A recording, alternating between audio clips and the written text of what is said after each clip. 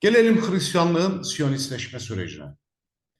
İlk olarak 19. yüzyılda doğan bazı Protestan mezhepleri Yahudilerin kutsal kitaptaki kehanetine uygun olarak kutsal topraklara dönmeleri gerektiği düşüncesini inanışlarının temeli haline getirdiler.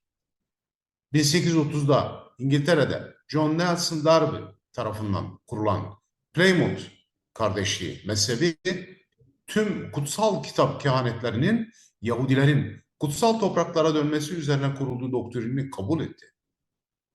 Buna göre İsa Mesih'in ikinci gelişinin ardından İsa ve ona bağlanan Yahudiler Kudüs'ten tüm milletleri yöneteceklerdi. Çoğu köktenci Protestan kilisesi bu düşünceyi kabul etti ve bugüne dek korudu. İkinci olarak ise 1844'te İngiltere'de John Thomas tarafından Christadelphian Mesih'te kardeşlik adıyla yeni bir Protestan mezhebi kuruldu. Mezhep açıkça Yahudilerin kutsal topraklara dönmesi gerektiğini savunuyordu. Siyonizmin öncülerinden Hibbat Zion hareketine yardımda bulundu. İşte protestanları Siyonist yapan asıl düşünce budur. Hristiyan Siyonizmi çok sayıda protestan devlet adamını da etkilemiştir. Protestanlar eski ahite bağlanırken Mesih inancını ve Yahudilerin dünyayı yönetme hakkına sahip olduklarını da kabul etmişlerdi. Hristiyan Siyonistler bununla tarihte başka hiçbir örneği olmayan bir şey yapıyorlar. Bir dinin bağlıları büyük bir arzu ve heyecanla bir başka dinin bağlılarının isteklerini yerine getirmekteler. İşte Püriten yani Protestan gelenekten gelen bu Yahudi sempatizanı etki 20. yüzyıla gelinirken Hristiyan Siyonizmini doğurdu. İngilizlere Protestan inancından ötürü Hristiyan Siyonistler de diyebiliriz. Bu oluşumda ana etken Siyonist bankerlerin kiliselere ve bu fikre destek verenlere sağladığı parasal destektir. Değerli Müslümanlar, Hristiyanlık zavallı bir şekilde aslından koparılmıştır. Bu koparılış adım adım ve sinsice gerçekleştirilmiştir. Oysa ki Hz. İsa'nın tebliğinde Yahudi Nazizmi, siyasal Siyonizm ile mücadele vardır. Fakat bu mücadele Hristiyan din adamları tarafından maalesef ki terk edilmiştir. Toplum hayatından uzak, uyuşuk din adamları Yahudilik karşısında teslim olmuşlardır. Böylece Yahudilik Hristiyanlığın içine gıdım gıdım zerk edilmiştir. En sonunda Protestanlık doğmuş, Protestanlık ile birlikte Yahudilik kiliselere girmeye başlamıştır. Protestan vaizler vaazlarında hep Tevrat ve Talmud'dan alıntılar yaptılar.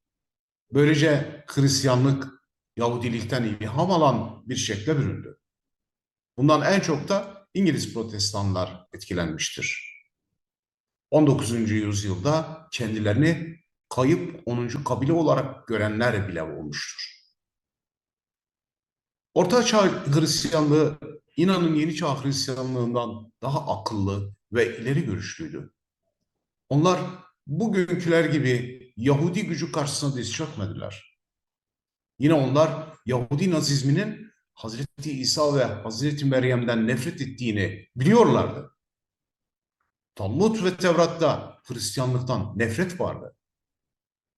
Sadece Hristiyanlık için değil, bütün cemiyetler için bir tehdit ve tehlike olduğunu da bilmekteydiler.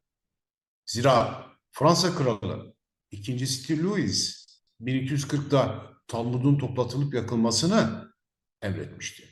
Çünkü Talmud'da Hazreti Meryem hakkında ahlaksızca ithamlarda bulunuluyordu. Son günlerde yayınlanan bir videoda Kudüs'te fanatik Yahudilerin Hazreti Meryem Kilisesi'nin önünden geçerken kapısına tükürüp öyle geçtiklerini izledim.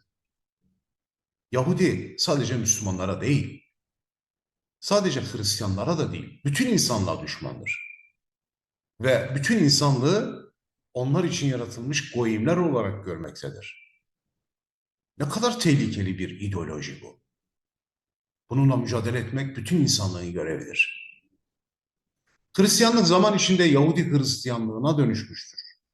Hristiyanlığından utananlar mı dersiniz? Yoksa Hristiyanlığın modasının geçtiğini düşünenler mi? Sonunda evanjelik mezhep yani Siyonist Hristiyanlar ortaya çıktı. Daha sonra Hristiyanlık müntesiplerince formalite bir din haline geldi. Hazreti İsa'ya atfedilen benim krallığım bu dünyada değil sözü Yahudiliğe yaslanıp yan gelip yatma şeklinde yorumlandı. Bundan istifade eden Yahudi hedeflediği üç amacını da gerçekleştirmiş oldu. Doğuda Bolşevik, batıda kapitalist iki dünya kuruldu. Üçüncüsünün yani İslam dünyasının kurulması ise sürekli engellendi.